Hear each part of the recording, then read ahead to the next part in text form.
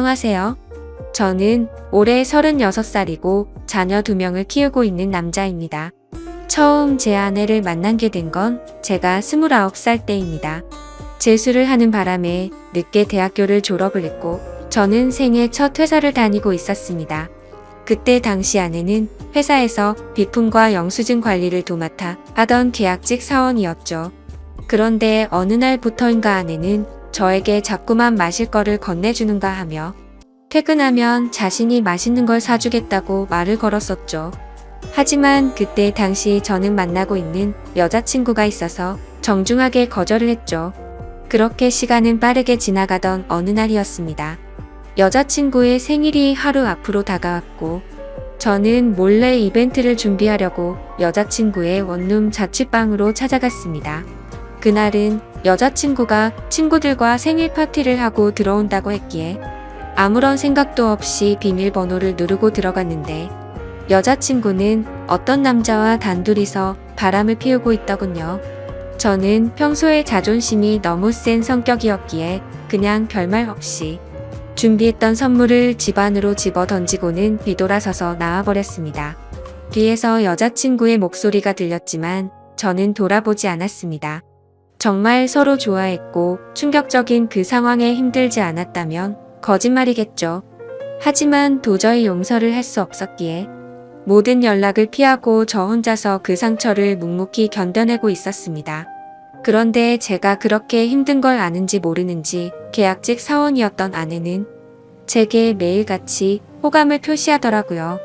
사실 저는 아내에게 관심이 없었습니다. 외모는 평범하면서도 귀여운 편에 속했지만 여자에 대해 진절머리가 났던 상태였습니다. 하지만 아무리 거절을 해도 계속해서 제게 달라붙길래 그냥 퇴근하고 술이나 한잔 하자고 말하게 되었죠. 그날 얘기를 들어보니 아내는 가정 환경이 썩 좋지가 않았습니다. 돈을 벌어서 혼자 계시는 어머님과 어린 남동생의 뒷바라지를 하고 있다더군요. 물론 저보다 어린 나이에 기특하게 열심히 사는 모습이 좋아 보였지만 그저 그런 마음일 뿐 아내에게는 전혀 마음이 가지가 않았습니다. 그렇게 퇴근 후 술을 마시는 게 몇 번이 반복되다 보니 점점 외로워져서 정신을 놓은 건지 아내와 함께 시간을 보내게 되었습니다. 사실 그 날 이후로 사귄다고 말만 하지 않았을 뿐 다른 연인들처럼 데이트도 하고 사귀는 것과 다름이 없었죠. 그렇게 몇 개월을 지내다 보니 새벽녘에 전 여자친구에게서 연락이 오더군요. 사실 시간도 많이 지나게 되어서인지 별로 대수롭지 않게 생각을 하게 되었고 결국에는 헤어졌던 여자친구와 다시 만남을 가지기로 했었습니다. 그로 인해 퇴근 후 데이트를 하던 아내에게는 이제 서로 신경 쓰지 말고 남남처럼 그냥 지내자라고 말을 해버렸습니다. 하지만 다시 만났던 여자친구와는 며칠도 채 가지 못해서 다시 끝이 나고 말았죠. 처음에는 대수롭지 않게 생각했지만 만나면 만날수록 그때 있었던 일이 자꾸만 떠오르더군요. 더 오래 만나다가는 제게 일처증이 생겨나 버릴 것 같고 상상만 해도 견딜 수가 없어서 또 다시 헤어짐을 선택하게 됐습니다. 그러던 중 저녁 늦게 지금의 아내에게서 갑자기 연락이 왔습니다. 한참을 아무 말 없이 망설이더니 임신을 했다고 말하더라고요. 사실 그때 그 이야기를 들었을 때는 많은 생각이 들었죠. 정말 임신을 한 게 맞는 건가? 나를 붙잡으려고 지어낸 이야기가 아닐까라고 생각도 했고 별의별 생각이 다 들었습니다. 저는 다시 한번 확실하냐고 물었더니 확실하다고 하더라고요. 솔직히 그때 당시 아내에게는 정말 몹쓸 짓을 많이 했습니다. 물론 어린 나이는 아니었지만 갑작스러운 상황에 어떻게 이걸 해결해야 할지 몰라 저는 무작정 아내를 무시하기 시작했습니다. 정말 지금 생각해봐도 제가 너무 무책임하기 짝이 없었습니다. 매일같이 울고 불며 이야기를 했지만 저는 끝끝내 아무 말도 하지 않고 모르쇠로 일관했었으니까요. 그리고 눈물만 뚝뚝 흘리는 어린 아내에게 따뜻한 말 한마디도 한 적이 없었습니다. 그렇게 시간은 지나갔고 아내는 마침 계약직 날짜가 종료되어서 회사에 더 이상 나오지 않게 되었습니다. 솔직히 그때는 저도 모르게 안도감이 먼저 들더군요. 이제는 가시방석에 앉아 있을 필요도 없겠구나 하면서 말이죠. 정말 지금 생각해도 저는 천하의 나쁜 놈이었습니다. 아무튼 그날이 있고 나서는 멘탈이 제대로 잡혀지지가 않았죠. 그러다 어느 날 친형과 술을 먹게 되었습니다. 이런저런 이야기를 나누다 결국 지금까지 있었던 모든 이야기를 털어놓게 되었습니다. 당연히 친형은 제게 욕부터 하더라고요. 결국에는 부모님 귀에까지 들어가게 되었습니다. 집에서는 난리가 났었죠. 아버지께서는 남의 자식 망쳐놓고 뭐 좋은 일 있다고 매일같이 술이나 마시고 다니냐고 엄청 화가 나셨습니다. 어머니와 친형까지 저의 행동에 엄청나게 비난을 했었고 부모님께서는 집에 한번 데리고 오라고 하셨고 저는 또 모르쇠로 일관했습니다. 하지만 어느 날 형은 제 휴대폰 연락처를 뒤지게 되었고 아내의 연락처를 알아내어서 저를 제외한 가족들이 아내를 만나게 되었습니다. 그러고는 며칠 뒤에 저는 모르게 아내를 집으로 부르셨습니다. 저는 당연히 아무 생각 없이 친구들과 술을 마시고 늦게 집으로 들어갔는데 제 아내가 집에 와 있어서 정말 얼마나 깜짝 놀랐는지 모릅니다. 일단 어쩔 수 없이 저는 아내와 나란히 부모님 앞에 앉게 되었고 부모님께서는 앞으로 어떻게 할 거냐고 화를 내셨습니다. 저는 그냥 술김에 짜증도 나고 이 상황을 빨리 벗어나고 싶은 마음이 컸습니다. 그래서 홧김에 저는 그냥 결혼할 테니까 더 이상 좀 그만하라고 앞으로 이 문제로 왈가불가 하지 말아 달라고 말했습니다. 솔직히 홧김에 그런 말을 하긴 했지만 당연히 그때 당시 저는 이 말을 한다고 해서 정말 결혼할 생각은 없었습니다. 부모님 역시 그러라고 말씀하실 일은 절대 없다는 확신에 차서 한 말이었죠. 하지만 예상외로 아버지께서는 그때 그 자리에서 또박또박 말씀하시더군요. 그러면 지금 처자분 부모님이랑 조만간 만나서 이야기를 하고 싶으니 부모님이 시간 되실 때 자리를 한번 마련해보자고 하시더군요. 이때 당시도 설마라는 생각을 가지고 있었고 술에 취해서 그냥 대충 상황을 정리하고 얼른 일어나서 제 방으로 들어가 버렸습니다. 그렇게 아내는 집으로 돌아갔고 저는 술이 점점 더 올라오더니 제게 말도 없이 집에 찾아온 게 너무 화가 나더라고요. 그래서 새벽 늦은 시간에 전화를 걸었습니다. 차마 입에 담을 수 없는 욕이란 욕을 다 하면서 막말을 엄청 쏟아냈습니다. 아내는 저희 부모님이 비밀로 하라고 해서 미리 말 못했다며 그저 미안하다고 울기만 하더라고요. 아무튼 그날 이후로는 부모님과도 말을 하지 않았습니다. 그러자 부모님께서도 저를 없는 사람 취급하시더군요. 그러다가 며칠이 지나서 친형이 제게 얘기 좀 하자고 부르더군요. 무슨 일인가 싶어서 형과 이야기를 하는데 오늘 부모님께서 아내분 어머님을 만나 뵙고 왔다는 이야기를 제게 해주더라고요. 오늘 가보니 그쪽 상황이 많이 힘든 걸 알게 되었답니다. 얘기를 해보니 아내가 벌던 돈들은 전부 처가댁의 장모님과 처남의 생활비로 다 들어갔었고 지금까지 아내가 모아놓은 돈도 없다고 말하더군요. 그쪽이 형편이 좋지 않아서 당장 혼수조차 부담하기가 힘든 상황이라며 제게 어떻게 하려고 이런 일을 벌인 거냐고 묻더라고요. 저는 그 말을 듣고 속으로 만세를 불렀습니다. 이제 부모님께서도 이 결혼을 포기하시겠구나라는 생각이 들었던 거죠. 그리고 그때 당시에 저도 취직을 한 지 얼마 되지 않았었기에 모아둔 돈이라고는 고작 1,000만 원가량 밖에 없었거든요. 하지만 보수적인 성격이었던 저희 부모님은 고집을 꺾지 않으셨습니다. 결혼식이야 가족끼리 조촐하게 치르면 되는 거고 집 문제야 본가에서 같이 살면 다 해결되는 문제니 뭐가 문제냐며 제 기대를 꺾어버리셨습니다. 결국 순식간에 결혼 날짜를 잡게 되었고 일정대로 척척 진행이 되더군요. 저는 그때부터 너무 당황했고 속이 타들어갔습니다. 그렇게 좋아하지도 않았던 여자랑 결혼을 해서 평생을 함께할 생각에 암담하더군요. 그리고 부모님의 고집만 내세우니까 점점 화가 나서 크게 대들기도 했습니다. 제 앞으로의 인생이 달린 문제인데 왜 이렇게 무책임하게 진행하냐고 화를 냈죠. 그러자 부모님은 네가 저지른 문제는 성인이 된 네가 책임지는 게 맞는 거고 네가 결혼한다고 하지 않았냐고 되묻자 저는 할 말이 없어졌습니다. 그냥 그때 당시에는 모두가 저를 망치게 만들려고 하는 것만 같아서 사소한 거 하나하나 다 마음에 들지 않았고 고슴도치처럼 모든 게 날이 서서 삐뚤게 느껴졌습니다. 아내에게도 못된 말을 계속했습니다.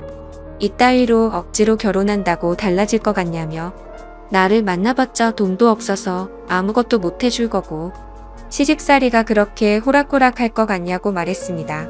그리고는 정말 너한테 잘해줄 자신이 없으니까 고집 피우지 말라고 했죠. 하지만 제가 그런 말을 할 때마다 자신이 더 잘하겠다며 말하는데 너무 답답하고 그 상황이 싫었습니다. 심지어 친한 친구놈들 몇몇과도 술을 먹다가 이 이야기가 나오면 친구들은 온갖 욕을 제게 했죠. 그래서 점점 이 일로부터 자유로워지고 싶다는 생각이 들기 시작했고 결국 제 책임을 통감하고 모든 사람의 뜻대로 그냥 결혼을 하기로 마음을 먹었습니다. 하지만 너무 삐뚤어져 있었던 저는 그렇게 마음을 먹고도 막말을 입에 달고 살았죠. 부모님께는 잘 살 자신이 없으니 행복한 결혼 생활을 할 거라는 기대는 하지도 말라고 했고 아내에게도 늘 차갑게 몹쓸 말들을 많이 했습니다. 그리고 결국에는 결혼을 하게 되었습니다. 정말 좋아서 한 결혼도 아니었으니 신혼생활은 말할 것도 없었습니다. 신혼여행은 해외여행은 커녕 국내에 있는 흔한 여행지로 갔습니다. 심지어 그곳에 가서도 아내는 내팽겨쳐두고 혼자서 이곳 저곳 돌아다녔고 거의 말도 하지 않았습니다. 그리고 나서 일상생활을 하면서도 퇴근하고 집에 들어오면 게임을 하거나 TV를 보면서 지낼 뿐 아내와는 일상적인 대화는 나누지도 않았습니다. 그리고 주말이나 노는 날에는 저는 항상 밖에서 친구들과 놀고 술을 먹다가 들어오고는 했죠. 평범한 부부들은 아내가 아기를 가졌을 때 극진히 대접받는다고 하지만 저희 부부는 그렇지 못했기에 제 아내는 그런 대접은 전혀 받지 못했습니다. 오히려 제 눈치를 보느라 뭘 먹고 싶다라는 이야기조차 단 한 번도 한 적이 없었죠. 그렇게 아내는 제게 불평이나 불만을 전혀 말하지 않았습니다. 그냥 묵묵히 혼자서 어머니와 집안일을 했죠. 하지만 저도 사람인지라 마음이 안 좋을 때도 있었지만 자존심이 쓸데없이 너무 강한 나머지 그러게 내 말 듣지라는 생각으로 그냥 그러려니 하고 넘어갔습니다. 그러다 어느 날 새벽에 예정보다 진통이 일찍 와서 정신없이 산부인과로 향했습니다. 그런데 남들과 달리 하루가 꼬박 넘어가게도 출산이 되지 않아서 슬슬 걱정이 되었지만 결국에는 고생 끝에 어렵게 출산을 하게 되었습니다. 출산 후 지쳐 누워있는 아내를 보고 있는데 저도 모르게 갑자기 울컥해서 눈물이 나더군요. 힘없이 늘어져 있는 모습에 뭔가 모를 마음이 들었죠. 하지만 쓸데없는 자존심에 그 눈물조차 보이기 싫어서 그냥 문 밖으로 나가버렸습니다. 그날 장모님과 처남이 아내의 손을 꼭 잡고 있을 때도 저는 아내의 손을 잡기조차 겁이 나더라고요. 제가 무슨 자격이 있어서 그 손을 잡을 수 있을지 그냥 무심한 척 수고했다는 말 한마디를 남기고는 그렇게 나왔습니다. 그날 이후로는 제 아내에게 미안한 마음이 많이 생겨났습니다. 언제나처럼 무뚝뚝하게 아내를 대했지만 마음은 그렇지 않았죠. 예전과 달리 미안한 마음이 생겨났었고 그동안 미안했다는 말 한마디를 하고 싶었습니다. 그렇지만 왠지 모를 쓸데없는 생각에 아무런 말도 하지 못했던 거죠. 그러다 어느 날 제 어머니께서 간이 좋지 않으셔서 계속 정기 검진을 받고 계셨는데 결국에는 이게 점점 상황이 악화되었습니다. 병원에 입원하셨을 때 친형과 어머니 그리고 아내가 번갈아 가면서 병실을 지켰습니다. 전 휴일에만 병실을 지켰고요. 자녀를 낳아서 키우고 계신 분들은 아마 아실 겁니다. 새벽이고 낮이고 아이가 잠도 안 들고 울고 할 때마다 아내는 잠이 들지 못했습니다. 그렇다고 제가 애를 봐주고 하지도 않았으니까요. 그렇게 잠도 제대로 못 자고 병실에서 간호를 했으니 그 피곤함은 말로 표현할 수가 없을 거란 거 잘 알고 있었습니다. 그런데 그때조차도 따뜻한 말 한마디 하지 않았습니다. 병실에 있던 다른 분들조차 며느리가 진짜 효녀라며 저한테 장가 잘 갔다는 칭찬을 할 때도 아무런 말도 하지 못했습니다. 입이 두 개라도 할 말이 없는 건 당연했던 거죠. 다행히 수술은 잘 되었고 어머니께서 퇴원하시기 전까지 아내는 그렇게 육아와 병간호를 했습니다. 어머니가 몸이 괜찮아지시고 집에 오셨을 때 부모님께서 물려받은 땅을 팔았다며 1억 5천만 원을 주셨습니다. 근처 전세라도 얻어서 이제 분가라고 하시더라고요. 아내는 한사코 괜찮다고 말하는데 저는 그러자고 했습니다. 사실 이때 그러자고 말을 한 건 아내에게 미안한 마음이 너무 커서였습니다.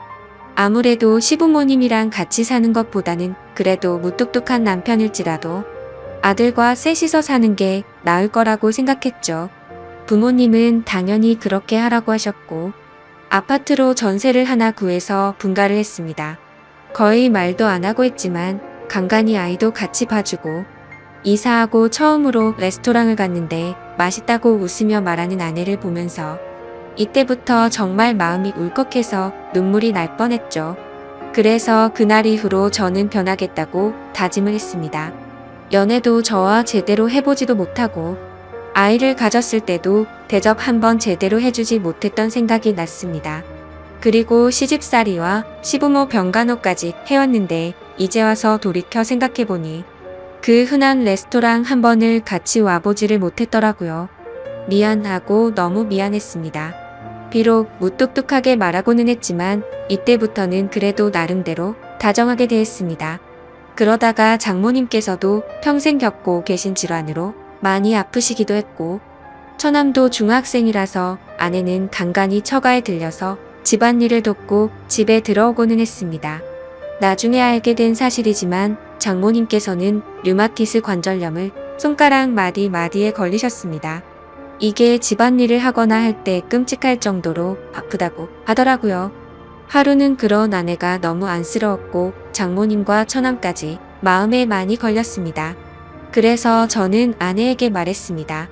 그냥 장모님이랑 처남 다 같이 여기서 지내자고 말했죠. 진심으로 한 말이었습니다. 그랬더니 아내가 이러더군요. 미안해요. 앞으로는 자주 안 갈게요. 미안해요.